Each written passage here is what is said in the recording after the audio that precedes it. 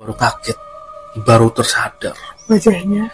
Ternyata yang dia lihat dan dia mau foto itu sosok perempuan yang tadi duduk ngobrol itu, di depan kamar mayat atau di samping.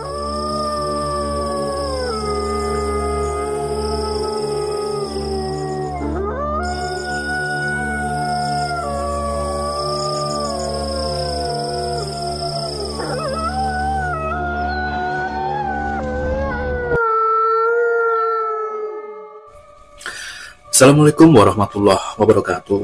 Waalaikumsalam warahmatullahi wabarakatuh. Cerita yang dialami oleh Pak Bayu. Pak Bayu ini adalah kawan ayah saya. Beliau ini ketika muda adalah seorang wartawan surat kabar harian.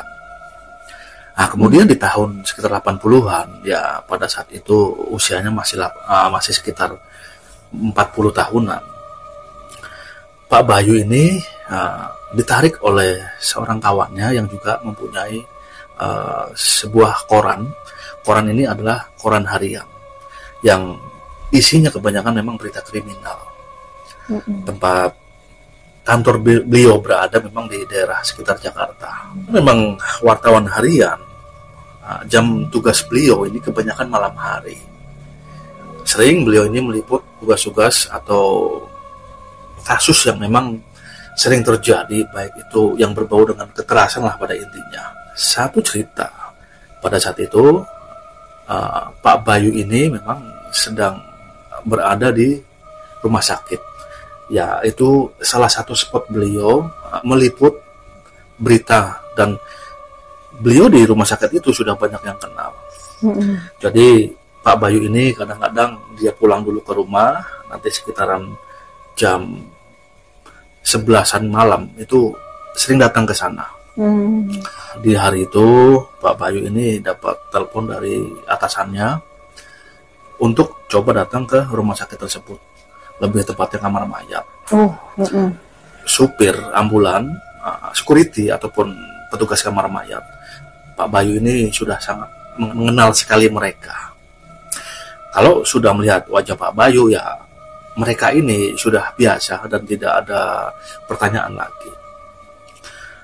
Singkat cerita, Pak Bayu pun akhirnya sampai ke rumah sakit. Kondisi rumah sakit pada saat itu lengang. Apalagi beliau ini langsung menuju ke kamar mayat. Jadi di kamar mayat itu biasanya tidak hanya seorang diri Pak Bayu. Kadang-kadang juga ada rekan sejawat sesama wartawan. Namun pada malam itu suasananya agak berbeda. Tidak ada satupun orang. Wah, serem dong. Akhirnya Pak Bayu karena melihat kamar mayat ini tutup, ya dia ke depan atau ke lobi. Mungkin di sana ada orang atau rekan sesama wartawan. Dan ketika sampai ke lobi juga tidak ada siapa-siapa. Hanya seorang security yang memang sedang berkeliling. Ya akhirnya Pak Bayu pun memutuskan kembali lagi ke depan kamar mayat. Jadi di depan kamar mayat itu memang ada, bukan di depan langsung ya, tapi sebelumnya itu ada seperti ruangan tempat petugas kamar mayat ini standby di sana. Nah kadang-kadang ruangan itu juga digunakan oleh kawan-kawan wartawan. Nah akhirnya Pak Bayu pun ke sana. Nah ketika sampai, Pak Bayu ini kaget. Ada sosok wanita dalam kondisi yang setengah agak menunduk. Wajahnya tidak kelihatan, apalagi penerangan juga tidak begitu jelas ya, agak temaram. Pak Bayu awalnya ragu-ragu ingin mendekati wanita ini, namun akhirnya ya karena penasaran dia mendekati, dan lihatnya ya mungkin sekitar jarak 2 meter ya, namun memang agak mencium aroma yang agak amis. Nah Pak Bayu pun nanya nih ke sosok wanita ini, "Maaf Mbak, kok kamar mayat sepi ya? Biasanya ramai ya, petugasnya pada kemana ya?" kata Pak Bayu. Namun wanita itu seperti tidak bergeming. Wanita itu seperti mengacuhkan Pak Bayu. Ya Pak Bayu karena melihat situasi seperti itu, dia akhirnya pun ya duduk di samping perempuan itu.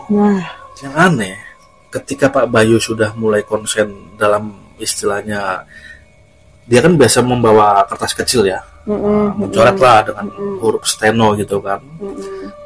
Itu ada suara dari perempuan itu, maaf mas, kurang tahu, saya ini hanya menumpang di sini, menumpang sementara, kata perempuan itu. Menumpang sementara. Ya Pak Bayu pun bilang, menumpang sementara gimana Mbak? Namun sosok perempuan itu pun tidak menjawab lagi, hanya diam. Nah kemudian Pak Bayu ini punya inisiatif ke depan, ke lobi lagi. Dia pun akhirnya duduk di sana ya. Tidak lama kemudian ini muncul sebuah ambulan. Ambulan ini ya pada saat itu sih masih hanya supir saja yang ada ya. Maka dari itu supir ambulan ini turun dan minta bantuan juga sesama perawat di sana. Ya akhirnya Pak Bayu pun mendekati mobil ambulan itu. Ya setelah kantong mayat yang berisi mayat itu diturunkan, kita dorong, ya akhirnya sampai ke depan kamar mayat. Dan Pak Bayu tidak lagi melihat sosok perempuan yang ada tadi di sana. Pintu kamar mayat dibuka. Ternyata di dalam sudah ada petugas. Ya Pak Bayu nanya ke petugas itu. Ya sebut saja dengan Pak Fulan ya. Wah Pak Fulan, kok baru kelihatan? Emang dari mana aja? Kata Pak Bayu. Aku tidur mas, badanku pada sakit semua. Aku sip nyambung ini dari siang sampai malam. Baru besok lagi pulang, kata petugas kamar mayat itu. Ya singkat cerita, akhirnya kantung mayat tadi diletakkan di meja yang untuk pemandian ya. Akhirnya dibuka. Ya pada saat itu memang Pak Bayu sudah menyiapkan kameranya. Karena gini, untuk informasi, pada saat itu ya, di tahun-tahun itu, di tahun 80-an itu, majalah atau koran itu boleh memfoto jenazah, namun dengan mata yang diberi garis kotak. Hitam itu. Iya, hitam. Jadi pada saat itu ya, punya inisiatif di Pak Bayu, dipoto beberapa angle. Namun dia baru kaget, baru tersadar. Wajahnya.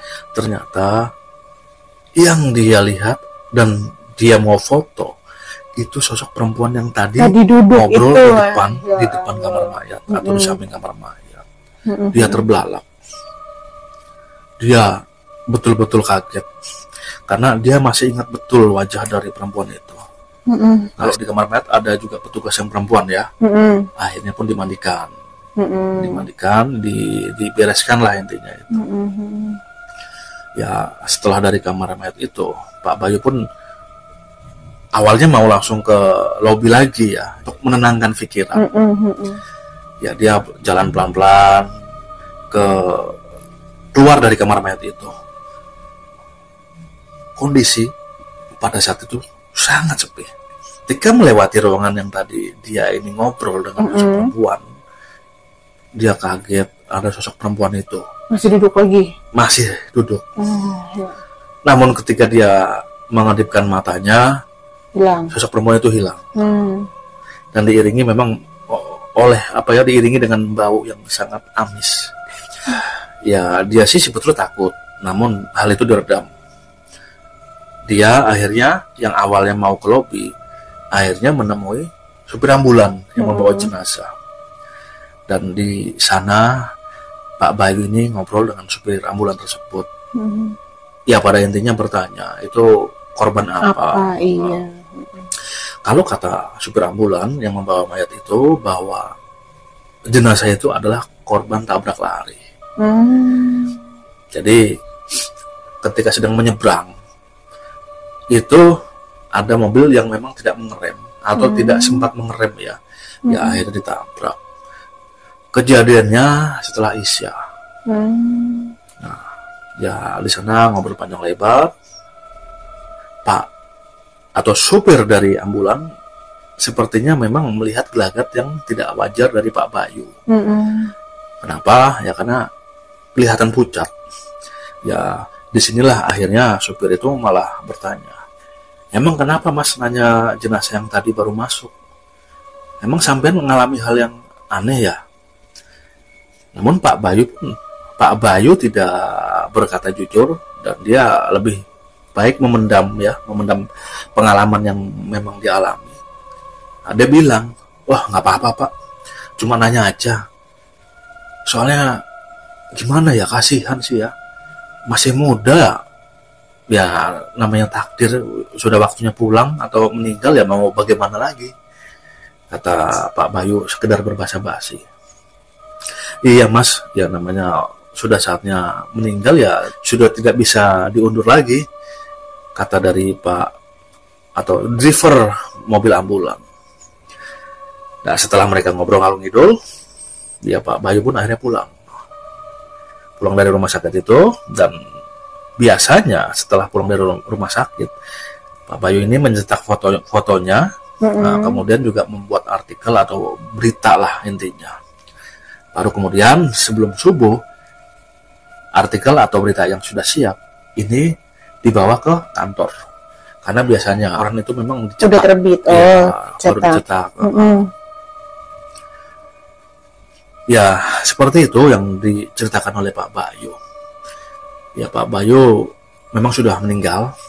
Namun Pak Bayu ini bercerita ketika pada saat itu bermain ke rumah saya, dan di sana ya sebagai wartawan, ya Pak Bayu sebetulnya banyak mendapati atau melihat korban-korban dari tindak kekerasan ataupun korban kecelakaan. Seperti itu Bang Pra. Demikian ceritanya.